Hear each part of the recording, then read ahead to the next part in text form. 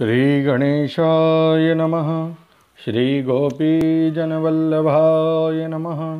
श्रीमद्भागवत महापुराण द्वितीय स्कंध अथ नवमोऽध्यायः।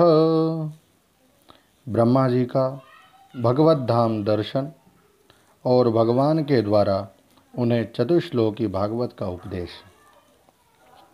श्री सुखदेव जी ने कहा, परीक्षित, जैसे स्वप्न में देखे जाने वाले पदार्थों के साथ उसे देखने वाले का कोई संबंध नहीं होता, वैसे ही देहादि से अतीत अनुभव स्वरूप आत्मा का माया के बिना दृश्य पदार्थों के साथ कोई संबंध नहीं हो सकता। विविध रूप वाली माया के कारण वह विविध रूप वाला प्रतीत होता है और अब उसके गुणों में रम जाता है, तब ये मैं हूँ, यह मेरा है, इस प्रकार मानने लगता है। किंतु जब यह गुणों को क्षुब्ध करने वाले काल और मोह उत्पन्न करने वाली माया इन दोनों से परे अपने अनंत स्वरूप में मोह रहित होकर रमण करने लगता है, आत्मा राम हो जाता है, तब यह मैं मेरा का भाव छोड़कर पूर्ण उदासीन गुणातीत हो जाता है। ब्रह्मा जी की निष्कपट तपस्या से प्रसन्न होकर भगवान ने उन्हें अपने रूप का दर्शन कराया और आत्म तत्व के ज्ञान के लिए उन्हें परम सत्य परमार्थ वस्तु का उपदेश किया। वही बात मैं तुम्हें सुनाता हूँ। तीनों लोकों के परम गुरु आदिदेव ब्रह्मा जी अपने जन्म स्थान कमल पर बैठकर सृष्टि करने की इच्छा से विचार करने लगे, परंतु जिस ज्ञान दृष्टि से सृष्टि का निर्माण हो सकता था और जो सृष्टि व्यापार के लिए वांछनीय है, वह दृष्टि उन्हें प्राप्त नहीं हुई। एक दिन वे यही चिंता कर रहे थे कि प्रलय के समुद्र में उन्होंने व्यंजनों के 16वें एवं 21वें अक्षर त तथा पा को तप तप करो इस प्रकार 2 बार सुना। परीक्षित, महात्मा लोग इस तप को ही त्यागियों का धन मानते हैं। ये सुनकर ब्रह्मा जी ने वक्ता को देखने की इच्छा से चारों ओर देखा, परंतु वहाँ दूसरा कोई दिखाई ना पड़ा। वे अपने कमल पर बैठ गए और मुझे तप करने की प्रत्यक्ष आज्ञा मिली है, ऐसा निश्चय कर और उसी में अपना हित समझकर उन्होंने अपने मन को तपस्या में लगा दिया। ब्रह्मा जी तपस्वियों में सबसे बड़े तपस्वी हैं, उनका ज्ञान अमोघ है। उन्होंने उस समय 1 सहस्त्र दिव्य वर्ष पर्यंत एकाग्र चित्त से अपने प्राण, मन, कर्मेंद्रिय और ज्ञानेंद्रियों को वश में करके ऐसी तपस्या की जिससे वे समस्त लोकों को प्रकाशित करने में समर्थ हो सके। उनकी तपस्या से प्रसन्न होकर भगवान ने उन्हें अपना वह लोक दिखाया जो सबसे श्रेष्ठ है और जिससे परे कोई दूसरा लोक नहीं है। उस लोक में किसी भी प्रकार के क्लेश, मोह और भय नहीं है। जिन्हें कभी एक बार भी उसके दर्शन का सौभाग्य प्राप्त हुआ है, वे देवता बार बार उसकी स्तुति करते रहते हैं। वहाँ रजोगुण, तमोगुण और इनसे मिला हुआ सत्वगुण भी नहीं है। वहाँ न काल की दाल गलती है और न माया ही कदम रख सकती है। फिर माया के बाल बच्चे तो जा ही कैसे सकते हैं।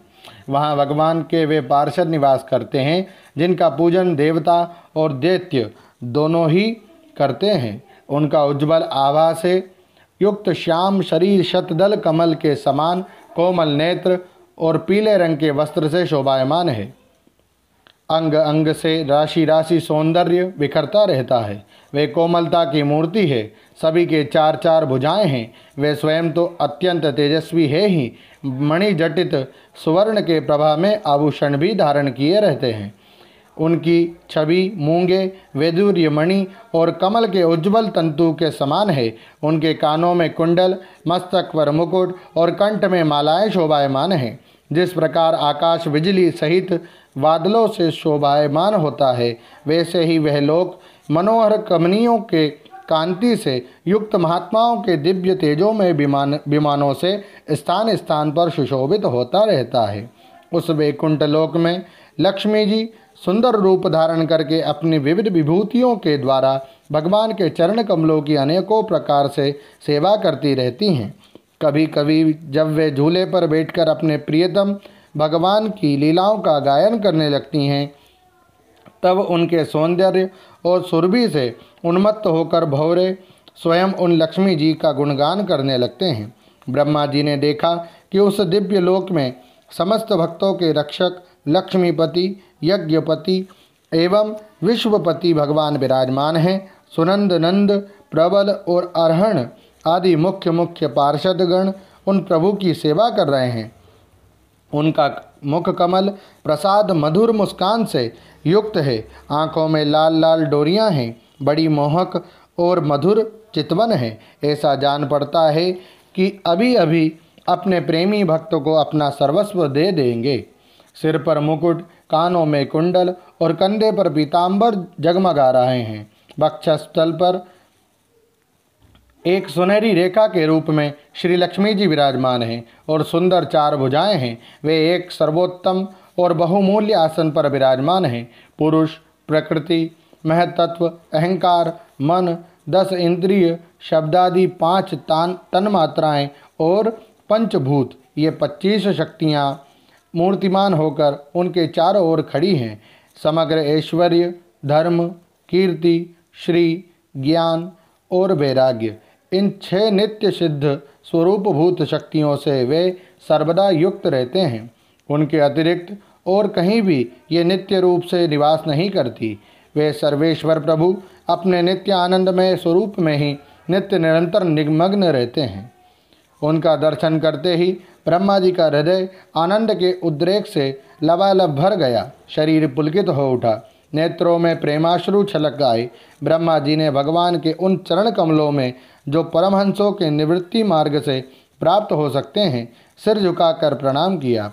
ब्रह्मा जी के प्यारे भगवान अपने प्रिय ब्रह्मा को प्रेम और दर्शन के आनंद में निमग्न शरणागत तथा प्रजा सृष्टि के लिए आदेश देने योग्य देखकर बहुत प्रसन्न हुए। उन्होंने ब्रह्मा जी से हाथ मिलाया और तथा मंद मुस्कान से अलंकृत वाणी में कहा। श्री भगवान ने कहा, ब्रह्मा जी, तुम्हारे हृदय में तो समस्त वेदों का ज्ञान विद्यमान है। तुमने सृष्टि रचना की इच्छा से चिरकाल तक तपस्या करके मुझे भली भांति संतुष्ट कर दिया है। मन में कपट रखकर योग साधन करने वाले मुझे कभी प्रसन्न नहीं कर सकते। तुम्हारा कल्याण हो, तुम्हारी जो अभिलाषा हो वही वर मुझसे मांग लो, क्योंकि मैं मुँह मांगी वस्तु देने में समर्थ हूँ। ब्रह्मा जी, जीव के समस्त कल्याणकारी साधनों का विश्राम पर्यवसान मेरे दर्शन में ही है। तुमने मुझे देखे बिना ही उस सूने जल में मेरी वाणी सुनकर इतनी घोर तपस्या की है। इसी से मेरी इच्छा से तुम्हें मेरे लोक का दर्शन हुआ है। तुम उस समय सृष्टि रचना का कर्म करने में किंग कर्तव्य विमूढ़ हो रहे थे। इसी से मैंने तुम्हें तपस्या करने की आज्ञा दी थी, क्योंकि निष्पाप तपस्या मेरा हृदय है और मैं स्वयं तपस्या का आत्मा हूँ। मैं तपस्या से ही इस संसार की सृष्टि करता हूँ। तपस्या से ही इसका धारण भरण पोषण करता हूँ और फिर तपस्या से ही इसे अपने में लीन कर लेता हूँ। तपस्या मेरी एक दुर्लंघ शक्ति है। ब्रह्मा जी ने कहा, भगवान, आप समस्त प्राणियों के अंतःकरण में साक्षी रूप से विराजमान रहते हैं। आप अपने अप्रतिहत ज्ञान से यह जानते ही हैं कि मैं क्या करना चाहता हूँ। नाथ, आप कृपा करके मुझ याचक की यह मांग पूरी कीजिए कि मैं रूप रहित आपके सगुण और निर्गुण दोनों ही रूपों को जान सकूं। आप माया के स्वामी हैं। आपका संकल्प कभी व्यर्थ नहीं होता। जैसे मकड़ी अपने मुंह से जाला निकालकर उसमें क्रीड़ा करती है और फिर उसे अपने में लीन कर लेती है, वैसे ही आप अपनी माया का आश्रय लेकर इस विविध शक्ति संपन्न जगत की उत्पत्ति, पालन और संहार करने के लिए अपने आप को ही अपने रूपों में बना देते हैं और क्रीड़ा करते हैं। इस प्रकार आप कैसे करते हैं, इस मर्म को मैं जान सकूं, ऐसा ज्ञान आप मुझे दीजिए।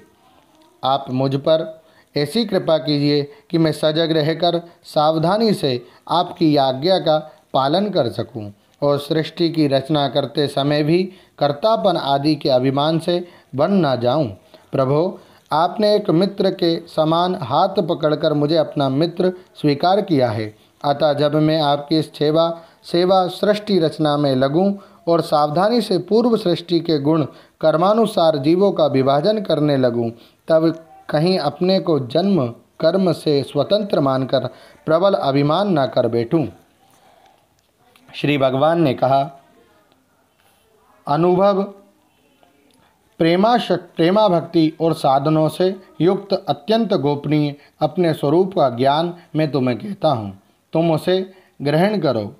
मेरा जितना विस्तार है, मेरा जो लक्षण है, मेरे जितने और जैसे रूप गुण और लीलाएं हैं, मेरी कृपा से तुम उनका तत्व ठीक ठीक वैसा ही अनुभव करो। भगवान ने चतुश्लोकी का गान किया। अहम अहमेवासमेवाग्रे नान्यद्यत्सदसत्परं पश्चादहं यदेतच्च योऽवशिष्येत सोऽस्म्यहम् ऋतेर्थं यत् प्रतीयेत न प्रतीयेत चात्मनि तद्विद्यादात्मनो मायां यथा भासो यथा तमः यथा महान्ति भूतानि भूतेषुच्चावचेष्वनु प्रविष्टान्यप्रविष्टानि तथा तेषु न तेष्वहम् एतावदेव जिज्ञासं तत्त्वजिज्ञासुनात्मनः अन्वे व्यतिरेकाभ्यां यत् स्यात् सर्वत्र सर्वदा। सृष्टि के पूर्व केवल मैं ही मैं था, मेरे अतिरिक्त ना स्थूल था ना सूक्ष्म और ना तो दोनों का कारण अज्ञान। जहाँ यह सृष्टि नहीं है वहाँ मैं ही मैं हूँ, और इस सृष्टि के रूप में जो कुछ प्रतीत हो रहा है वह भी मैं ही हूँ, और जो कुछ बच रहेगा वह भी मैं ही हूँ। वास्तव में ना होने पर भी जो कुछ अनिर्वचनीय वस्तु मेरे अतिरिक्त मुझ परमात्मा में दो चंद्रमाओं की तरह मिथ्या ही प्रतीत हो रही है, अथवा विद्यमान होने पर भी आकाश मंडल के नक्षत्रों में राहु की भांति जो मेरी प्रतीति नहीं होती, इसे मेरी माया समझना चाहिए। जैसे प्राणियों के पंचभूत रचित छोटे बड़े शरीरों में आकाश आदि पंच महाभूत उन शरीरों के कार्य रूप से निर्मित होने के कारण प्रवेश करते भी हैं, और पहले से ही उन स्थानों और रूपों में कारण रूप से विद्यमान रहने के कारण प्रवेश नहीं भी करते, वैसे ही उन प्राणियों के शरीर की दृष्टि से मैं उनमें आत्मा के रूप से प्रवेश किए हुए हूँ, और आत्मदृष्टि से अपने अतिरिक्त और कोई वस्तु न होने के कारण उनमें प्रविष्ट नहीं भी हूँ। यह ब्रह्म नहीं, ये ब्रह्म नहीं, इस प्रकार निषेध की पद्धति से और ये ब्रह्म है, ये ब्रह्म है, इस अन्वय की पद्धति से यही सिद्ध होता है कि सर्वातीत एवं सर्वस्वरूप भगवान ही सर्वदा और सर्वत्र स्थित है। वही वास्तविक तत्व है जो आत्मा अथवा परमात्मा का तत्व जानना चाहते हैं। उन्हें केवल इतना ही जानने की आवश्यकता है। ब्रह्मा जी, तुम अविचल समाधि के द्वारा मेरे इस सिद्धांत में पूर्ण निष्ठा कर लो, इससे तुम्हें कल्प कल्प में विविध प्रकार की सृष्टि रचना करते रहने पर भी कभी मोह नहीं होगा। श्री सुखदेव जी कहते हैं, लोक पितामह ब्रह्मा जी को इस प्रकार उपदेश देकर अजन्मा भगवान ने उनके देखते ही देखते अपने उस रूप को छिपा लिया। सब सर्वभूत स्वरूप ब्रह्मा जी ने देखा कि भगवान ने अपने इंद्रिय गोचर स्वरूप को हमारे नेत्रों के सामने से हटा लिया है। तब उन्होंने अंजलि बांधकर उन्हें प्रणाम किया और पहले कल्प में जैसी सृष्टि थी उसी रूप में इस विश्व की रचना की। एक बार धर्मपति प्रजापति ब्रह्मा जी ने सारी जनता का कल्याण हो अपने स्वार्थ की पूर्ति के लिए विधि पूर्वक यम नियमों का धारण किया। उस समय उनके पुत्रों में सबसे अधिक प्रिय परम भक्त देवर्षि नारद जी ने मायापति भगवान की माया का तत्व जानने की इच्छा से बड़े संयम, विनय और सौम्यता से अनुगत होकर उनकी सेवा की, और उन्होंने सेवा से ब्रह्मा जी को बहुत ही संतुष्ट कर लिया। परीक्षित, जब देवर्षि नारद ने देखा कि मेरे लोक पितामह पिताजी मुझ पर प्रसन्न हैं, तब उन्होंने उनसे यही प्रश्न किया जो तुम मुझसे कर रहे हो। उनके प्रश्न से ब्रह्मा जी और भी प्रसन्न हुए। फिर उन्होंने यह 10 लक्षण वाला भागवत पुराण अपने पुत्र नारद को सुनाया, जिसका स्वयं भगवान ने उन्हें उपदेश किया था। परीक्षित, जिस समय मेरे परम तेजस्वी पिता सरस्वती के तट पर विराजमान बैठकर परमात्मा के ध्यान में मग्न थे, उस समय देवर्षि नारद जी ने वही भागवत उन्हें सुनाया। तुमने मुझसे जो यह प्रश्न किया है कि विराट पुरुष से इस जगत की उत्पत्ति कैसे हुई, तथा दूसरे भी जो बहुत से प्रश्न किए हैं, उन सब का उत्तर मैं उसी भागवत पुराण के रूप में देता हूँ। ओम नमो भगवते वासुदेवाय। श्रीमद्भागवते महापुराणे पारमहंस्यां संहितायां द्वितीय स्कंधे नवमोऽध्यायः। श्रीराधाकृष्णार्पणमस्तु।